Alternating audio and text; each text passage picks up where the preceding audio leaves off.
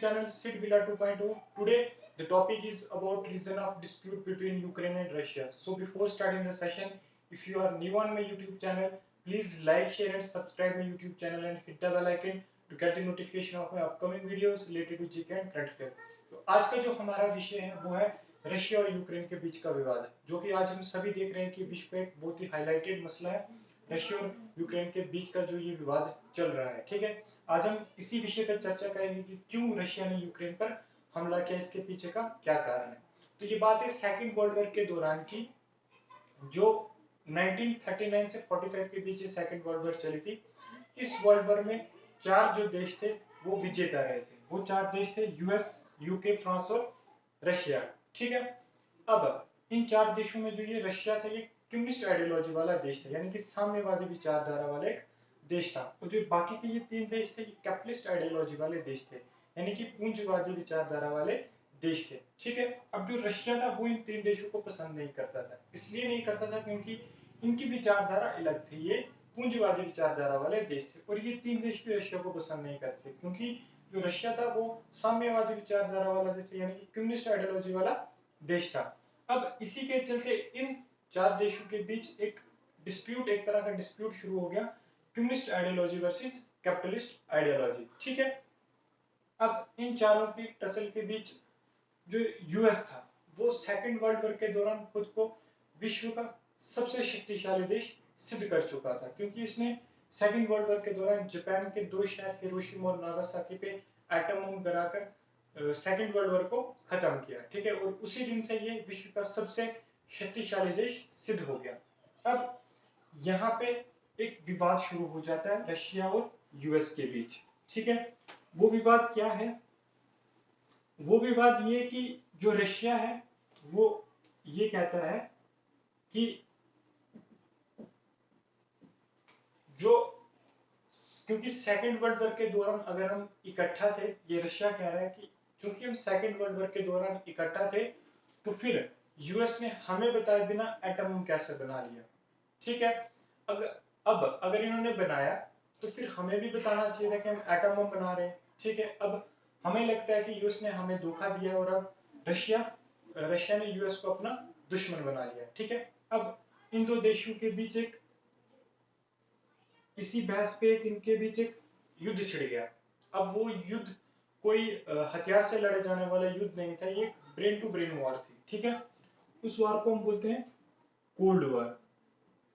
ये cold war थी जो 1945 से 91 तक चली थी। लगभग 46 ईयर ये वॉर चली थी यूएस और रशिया के बीच। ठीक है, इस कोल्ड वॉर में यूएस ने क्या किया? सबसे पहले यूएस ने ये किया कि जो रशिया में रह रहे लोग थे ना, उनको रशिया के खिलाफ भड़काना शुरू कर दिया।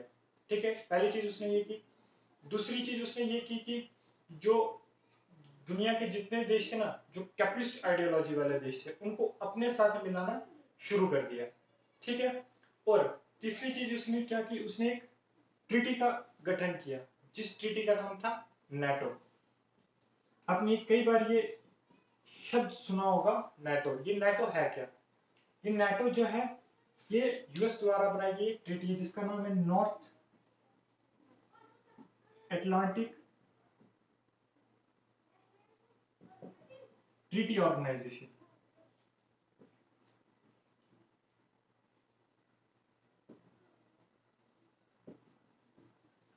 ठीक है, अब यूएस ने ये कहा कि जो देश इस ट्रीटी में शामिल होंगे, यानी कि नाटो में जो देश शामिल होंगे, उनकी सुरक्षा की गारंटी फिर यूएस लेगा। ठीक है, और इस नाटो को ज्वाइन करने के बाद अगर फिर इन देशों पर कोई हमला करता है तो फिर वो हमला यूएस पे माना जाएगा। ये अब यूएस का कहना था सेकेंड वर्ल्ड वॉर के दौरान। ठीक है, अब बात करते हैं रशिया की। अब रशिया ने क्या किया? रशिया ने इस कोल्ड वॉर में ये किया कि इसने भी उन देशों को अपने साथ मिलाना शुरू कर दिया जो कम्युनिस्ट आइडियोलॉजी वाले देश थे, यानी कि साम्यवादी विचारधारा वाले देश थे।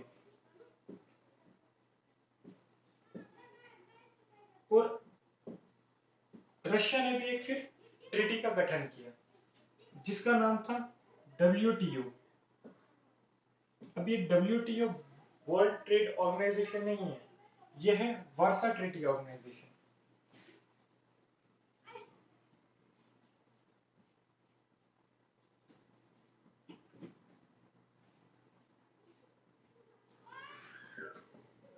अब रशिया ने क्या कहा कि जो देश WTO को ज्वाइन करते हैं, हमारी ट्रीटी को ज्वाइन करते हैं, तो फिर उनकी सुरक्षा की गारंटी फिर रशिया लेगा, और फिर अगर उन पर कोई हमला करता है तो फिर वो हमला रशिया पर माना जाएगा। ये बात अब रशिया ने कही, ठीक है।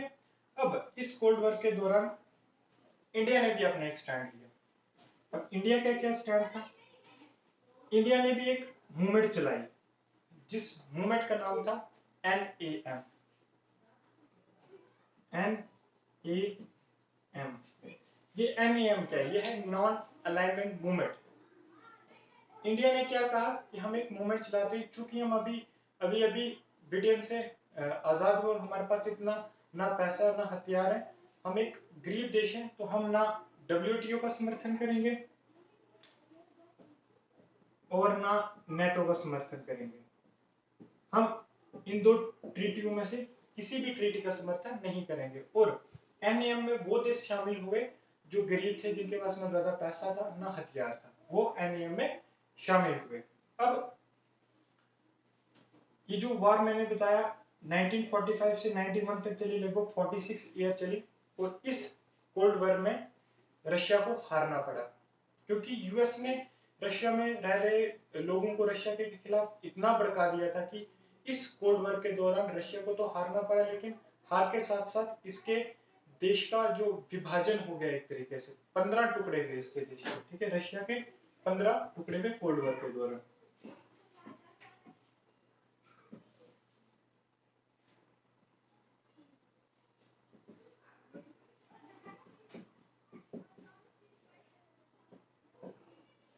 इस कोल्ड वॉर के दौरान रशिया के कितने 15 टुकड़े हो गए, क्योंकि रशिया कोल्ड वॉर में हार चुका था यूएस से। यूएस ने इतना लोगों को भड़का दिया था कि इसके जो लोग थे वो रशिया के खिलाफ हो गए और वो एक अलग देश की मांग करने लगे, और ये 15 टुकड़े आगे जाकर 15 देश बन गए, ठीक है। अब इन 15 देशों में एक नाम आया जो आज काफी चर्चित है पूरे विश्व में, वो है यूक्रेन, ठीक है।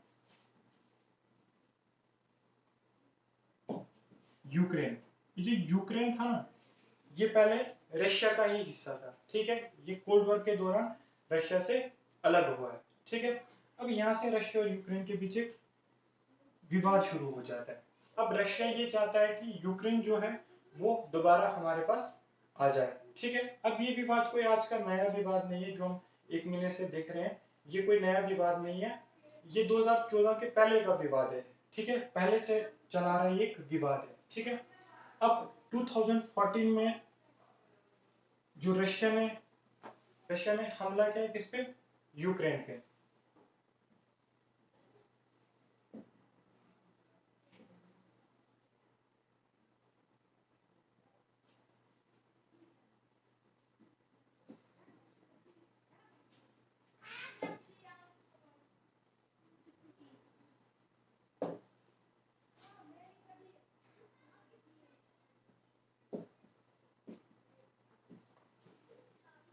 2014 में रशिया ने यूक्रेन पर हमला किया और यूक्रेन की एक सिटी को कैप्चर कर लिया, ठीक है। उस सिटी का नाम था क्रीमिया। उनके इस शहर को रशिया ने 2014 में ही कैप्चर कर लिया था, और 2014 से ही यूक्रेन और रशिया के बीच ये विवाद चला आ रहा है। अब इस विवाद के बीच यूएस क्या कहता है?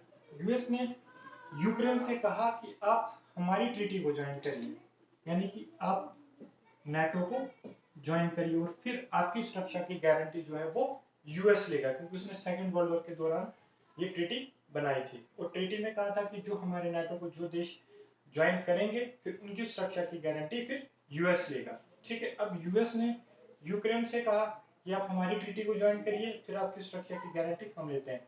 तो ये बात पता चली अब प्रेसिडेंट रशिया के व्लादिमीर पुतिन को ये बात पता चली, और फिर उन्होंने कहा कि यूएस से कहा कि चूंकि अब सेकेंड वर्ल्ड वॉर खत्म हो चुकी है, तो ये जो हमने ट्रीटीज बनाई थी ये कोल्ड वॉर के दौरान ही बनाई थी, ठीक है, आपने नाटो बनाई और हमने वार्सा बनाई, और अब एक तो हम डिफीट हो चुके हैं उस कोल्ड वॉर में, अब तो फिर कोल्ड वॉर खत्म हो चुकी है, तो अब नाटो का तो कोई अस्तित्व ही नहीं रहता, तो फिर ये ट्रीटी किस मतलब की है, ठीक है।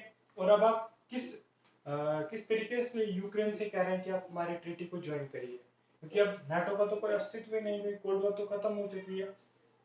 तो अब जो जेलेंस्की थे, उन्होंने तो इसकी यूएस की बात मान ली, उन्होंने कहा कि ठीक है हम आपकी ट्रीटी को ज्वाइन करेंगे। तो फिर उसने रशिया ने क्या कहा, रशिया ने यूक्रेन से कहा कि अगर आप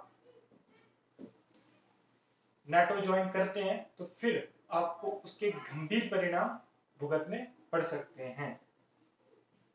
यही तो इनके बीच विवाद है।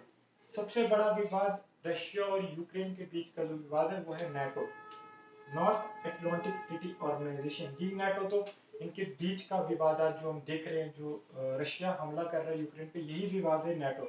रशिया नहीं चाहता कि यूक्रेन नाटो ज्वाइन करे, ठीक है, क्योंकि अगर वो नाटो ज्वाइन करता है तो फिर वो यूएस उसका समर्थन करेगा। तो रशिया कहता है कि जो यूक्रेन है वो मेरा हिस्सा है, तो अब रशिया चाहता है कि यूक्रेन हमारे साथ आ जाए, और जेलेंस्की तो यूएस की बात मान रहे हैं कि ना यूएस की ट्रीटी ज्वाइन करेंगे। तो पुतिन कह रहे हैं कि अगर जो यूक्रेन है नाटो को ज्वाइन करता है तो फिर उसको इसके गंभीर परिणाम भुगतने पड़ सकते हैं, जो कि आज हम देख रहे हैं कि रशिया उसको 1 महीने से उस पर बमबारी कर रहा है, लेकिन जेलेंस्की जो है पीछे नहीं हट रहे हैं। अगर वो ऑफिशियली ये कह देते कि हम नाटो ज्वाइन नहीं करेंगे तो शायद ये आज जो हमला चल रहा है यूक्रेन के ऊपर ये ना होता, ठीक है। तो ये था छोटा सा टॉपिक आज का हमारा, dispute between Ukraine and Russia. I hope आपको ये आज का सेशन अच्छा लगा होगा, अगर अच्छा लगा तो प्लीज लाइक शेयर और सब्सक्राइब करना मत भूलना। मिलते हैं अगले किसी और इम्पोर्टेंट टॉपिक पे, तब तक के लिए Jai Hind, good bye, take care.